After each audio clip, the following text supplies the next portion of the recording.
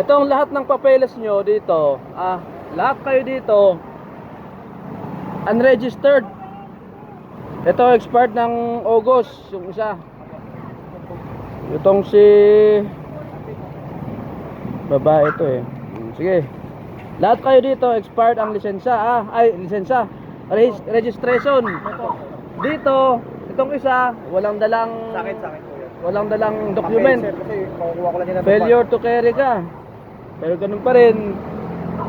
Lahat ng mga violation natin na driving without license o expired ang lisensya, kasi meron tayong isa dito na expired ang lisensya, o kaya paso ang rehistro o kaya expired ang rehistro, ibig sabihin hindi na na-rehistro yung motor natin. Kaya tayo nagre-rehistro para ma-register ang ating mga motor. Dito, titiketan ko sana kayo lahat. Tapos i-impound ko. Nakiusap sa akin mga kasama ko, wag ko na kayong tiketan para mapabilis na lang. Lahat dito binibigyan ko ng consideration. Pero nito lang nalaman ko, ginawan ako ng kwento. Ginawan ako ng kwento na hindi maganda, kaya simula ngayon ini-istriktuhan ko na. Ticket impound sana kayo eh. Kaso nakiusap ka sa akin mga kasama ko na wag mo munang tiketan para mabilis lang tayo.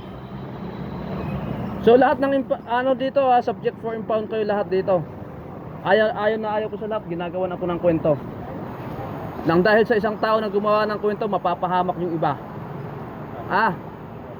Yun yung pinakaayaw ko sa lahat, yung gagawan ako ng kwento. Lalo na nabebenta ang PNP na pag ginawa ng pulis ng kwento at nag-viral yan kahit walang katotohanan. Kaya tayo napapasama napapasama tayo sa mata ng publiko. Ito, lahat ng lahat ng expired at saka walang dalang lisensya, walang dalang papeles for impound yan lahat. Susunod kayo sa kasama ko sa impounding MTPB Santa Cruz area. Sakop ng Station 3 yun isa, nakikiusap sa akin, pulis. Tiniketan ko yung lisensya niya. Driving without helmet. At saka overloading pa, 3 sila. Pero tiniketan ko pa, tinabla ko na. Gawa nga ng, siyempre, di ba? Ginawan tayo ng kwento ng mga civilian, lahat na, kaya lahat tinatabla. Wala nang pakiusap sa akin. Ngayon, nakiusap yung kasama ko. Kaya hindi ko na kayo titiketan para hindi na doble-doble yung babayaran ninyo. Lalo na sa inyo, yung iba dito, naka-short part, kasama ka dito? Hindi pa. Ang kas mo? Kasama, dalawa kayo. Dress code. Pag tiniketan kita, kasama na rin doon yung driving expired OR saka dress code. Time is 2 yun, dress code kayong dalawa, passenger at saka driver. Pati ito si kuya naka-short pan, pasok yan sa dress code. Naka-chinelas, naka-short pan, naka-sando, dress code, pasok yun sa dress code. Kung dalawa yan, kasama ang laging time is 2 yan. Kung kasama ang passenger, yung tinatawag angkas. Pero hindi ko nagagawin yun sa inyo ngayon. Nakiusap mga kasama ko para mabilis. So ngayon, yung isa walang lisensya, pangkulungan sana yan. Pero hindi ko rin gagawin yun. Dokumente to, yung isa dahil ito nagbiktima lang to ng dahil sa fixer ba yun? Kaya nga pinagbawal yan sa atin ang mga yan kasi nabibiktima tayo. Kuya, sayang yung binayad mo doon, di ba? Peke, lisensya mo. Pwede pa kitang ikulong ngayon, pero hindi ko nagagawin yun.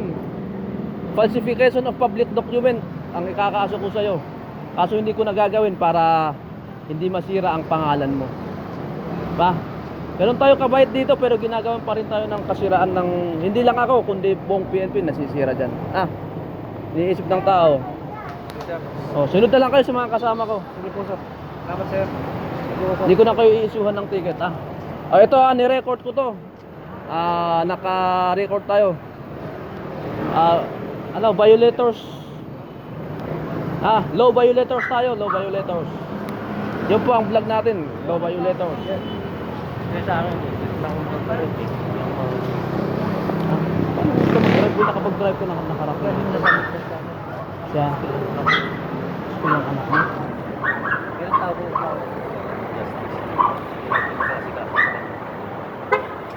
Yan, tulad kanina. Yung kanina, pambibigyan sana kita. Tulad nga ng sabi ko kanina. Diba? Hindi ako nag-isip sa iyo. Tulad ng sinabi ko kanina, gawa ng kwento. Kaya hindi kita mapambigyan. Ayaw ko yung marami na akong pinambigyan. Pero ginawan pa rin ako ng kwentong hindi maganda. Galing ko sa bago para makapag-trade. Hindi, kaya naman yan. Dahan-dahan lang. Central Market, sunod muna kayo doon. Central Market. MTPB Impounding Area, Central Market. Malapit sa Station 3. Alam mo yung Manila City Jail? Oo, malapit doon. Dahan-dahan na lang. Sunod muna kayo doon.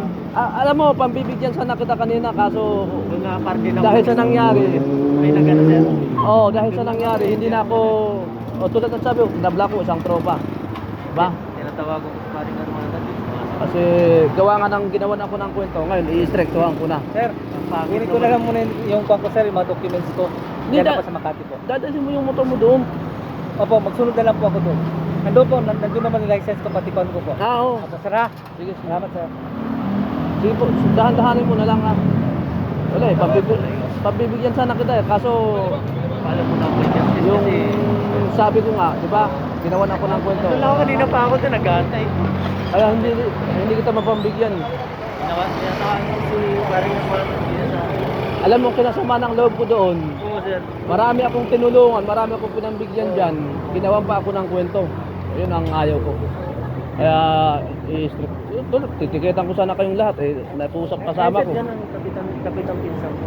Sa wala. Si Spinola. Kasama rin. Spinola? Opo. Oh. Sir, ano yung sir? Impound sila? No, impound yan. Galing sir, dalawa? Saan? Impound, boss. Yan. Hindi, isa lang, impound lang. Oo. Pero marirelease naman kagad yun sir, eh, no? Ha? Hindi. Punta ka doon, makiusap ka doon sa kasama ko, yung naghatid. Tapos patawag mo.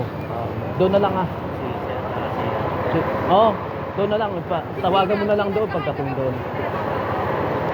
Para yun na lang ang magiging ano mo doon. Umalis na sila, kanina pa.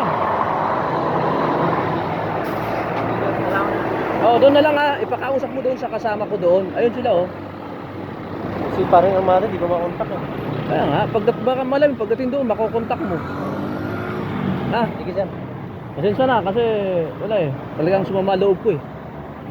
Kaya sabi ko, kahit mga kasama ko dito, tatablahin ko. Malapit sa ano, sa City Hall sir? Hindi po, sa Quiapo, di ba? Okay. Quiapo Church. Kaherera lang doon, sa Quiapo Church. Doon mismo. Oo. Pero ano, di ba pagdating mo ng Quiapo, Opo. sa tawid, sa kabila pa yung Quiapo Church. Dire-diretso ka. Di ba yung ilalim? Alam mo ba yung ilalim doon? Oo. Diretso ka doon sa ilalim. Opo. Pag akyat mo sa taas, merong stoplight doon.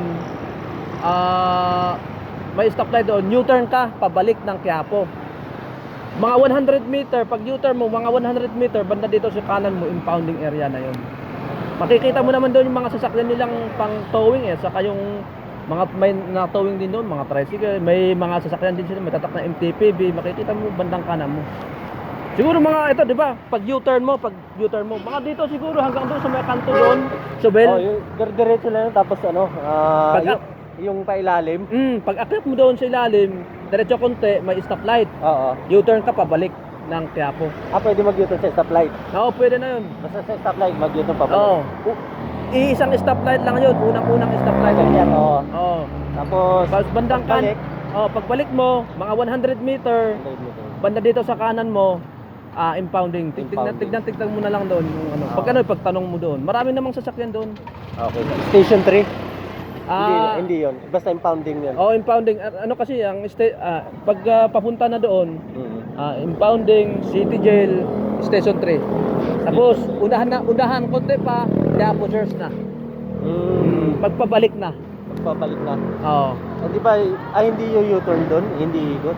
Yung Quiapo, di ba pa ikot? Hindi. Di ba pabalik ka na? Sa ilalim pa rin. Oo, sa ilalim ka pa rin.